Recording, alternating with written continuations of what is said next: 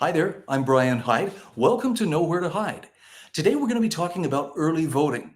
Now, you may be thinking, oh, come on, we have until a whole week from today, right? Next Tuesday, November 5th, to get our votes cast. But as you'll see, there are a lot of people who are taking their voting very seriously. And if you don't have a lot of time to stand around in line, it might be a good day to get out and do your voting early. We'll explain how that works right after this. The press club are biased all media, newspaper, radio. To be completely blunt here, Brian, and there are plans to expand indoctrination. That's right. Idahoans are also concerned. Horror shot. That line would be moving a little bit farther west. I'm like crying. Nobody wants to see dark money is influencing policy in our state. Well, that's not how this works. Once again, welcome to Nowhere to Hide.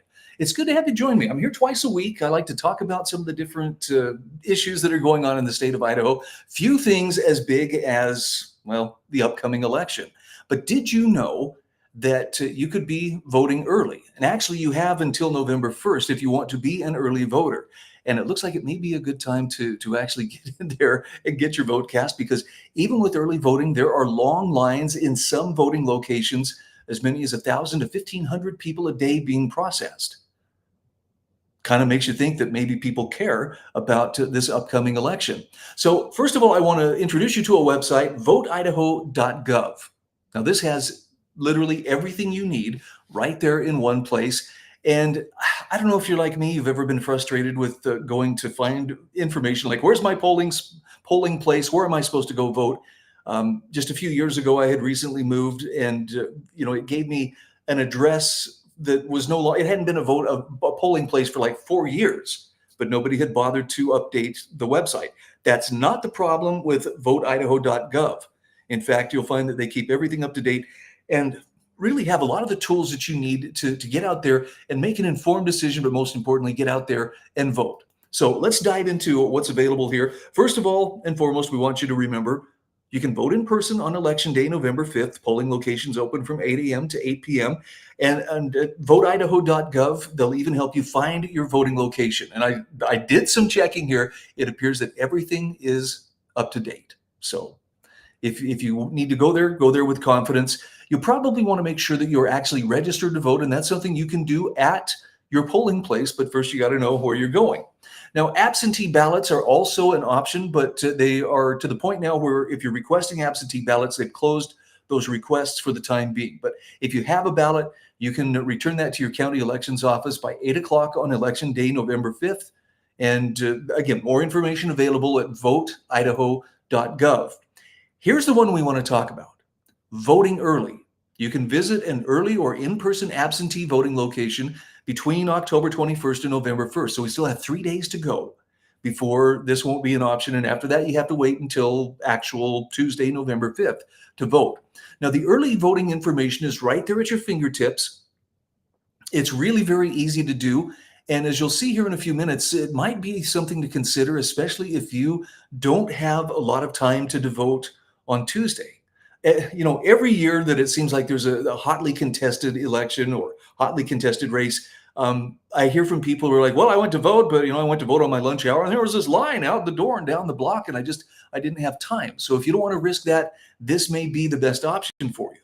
So they walk you through the process with the county participation dates. They'll show you all Idaho counties have some form of either early or in-person absentee voting. And some counties actually have more information on their websites, as you can see in the little legend there. They'll have early voting or in-person absentee, and it'll say right on there whether or not they offer more details. This is what it looks like. This is only a portion of the Idaho counties, but you can see many of them do offer further details. Others just are telling you whether they have in-person absentee or early voting going on right now. Check this out, though. This is why you may want to consider getting out there and doing it sooner than later. This is from NBC, actually, and it's early voting in Idaho. 213,477 mail-in and in-person votes cast. That's pretty significant for a week out from the election. And when we filter it down by party registration, look at this. Republicans, somebody lit a fire under you. 62% of registered Republicans and 17% of registered Democrats, 21% of other. Looking at the mail-in ballots requested, 174,149 of those, 55% of those registered Republicans, 20% registered Democrats. Now, this is not to suggest that, that means the Republicans are clearly in the lead and this is going to hold. But isn't that something to see those numbers so heavy so early on? Look, I'm a procrastinator. Why put off for today what I could put off for tomorrow or indefinitely? But you may not want to put this off just because there are more and more people showing up at these voting places. Case in point, Michael says, hey, I live in deep, deep red Idaho, and I see lines for early voting like I've never seen before. I'm hearing that 1,000 to 1,500 people per day are voting, and I see cars parked everywhere. Completely unusual. He says Idaho isn't even in any danger of becoming a blue state. Michael, I'd like to believe that too, but just the same, I think we need to get out there and vote. Hopefully this is a sign as to what's happening all over the country. He says, I feel a very positive shift in the air.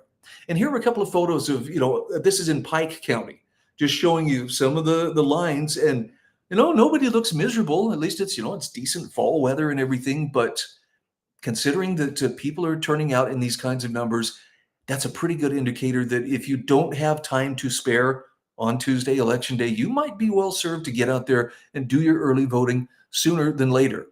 Now, here, I want to step away from the early voting for just a moment and just ask you to please consider when you do show up to vote. That is a reflection of your conscience, your principles. It's a reflection of your civic involvement and what you support. Now, it may sound like, well, you're putting an awful lot on me. I don't know if I can operate under that pressure. But the point I'm trying to make is simply this. It's not something you want to outsource to somebody else. You need to vote. You need to be an informed voter. And that means that you need to be willing to utter those three magical words, I don't know. Those words are the key that unlocks the door to wisdom. And if you don't know something, if you don't know about a particular candidate, you don't know about a particular policy or a particular issue that is up for a vote, it's worth going to people that you trust and asking them.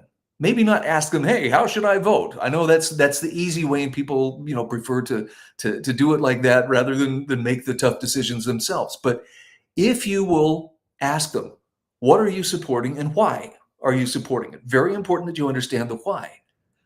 I trust that you'll get some straight answers. Now, I can't tell you how to vote, even though I'm giving you some strong indications that it's worth your time to know what you need to vote. But when you finally get into that voting booth, don't be the person who stands there trying to figure out, what do I recognize? Are there any names? Do I get vibes one way or another? Because look, if you're running off the feelings that you're getting from political ads, well, this one made me feel cheerful, or this one made me feel fearful.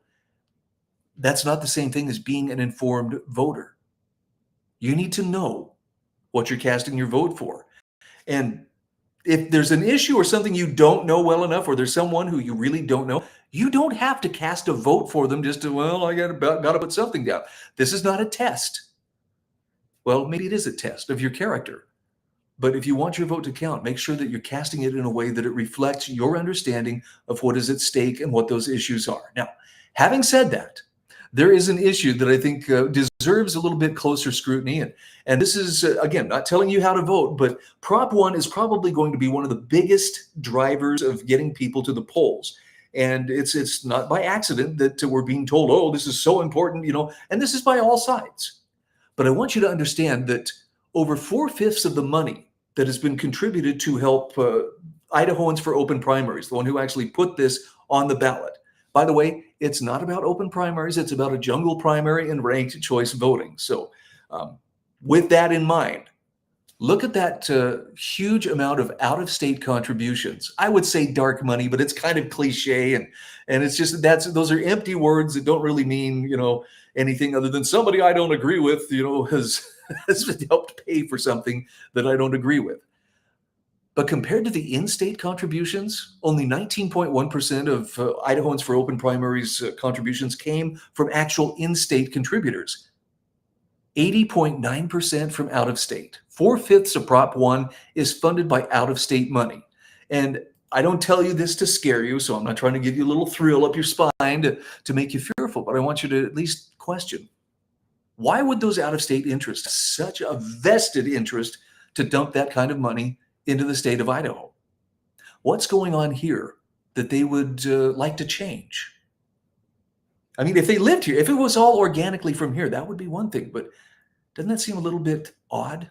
So much of that money is coming from out of state, almost as if there were out of state interests that felt like they had a vested reason in making things different. Not necessarily better, but different. It's a little something for you to ponder as you get ready to head to the polls.